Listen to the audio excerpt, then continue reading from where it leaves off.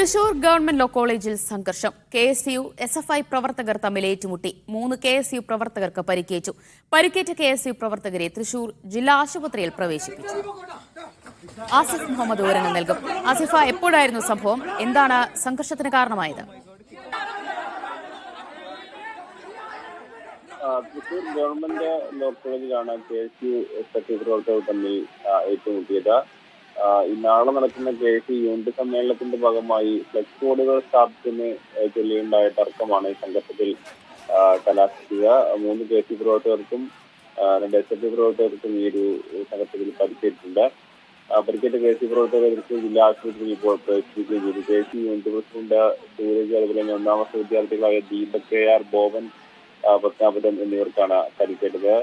ഈ KSUവിന്റെ യൂണിറ്റ് സമ്മേളനത്തിൽ flex board സ്ഥാപിക്കുന്നതിനെ ചൊല്ലിയുള്ള തർക്കമാണ് ഈ ഒരു സംഘർഷത്തിലേക്ക് എത്തിയതെന്നാണ് നമുക്ക് ലഭിക്കുന്ന വിവരം. അതായത് ഇപ്പോൾ സംഘർഷാവസ്ഥ കണക്കിലെടുത്ത് പോലീസ് ക്യാമ്പസിന് ഉറപ്പിച്ചിട്ടുണ്ട്.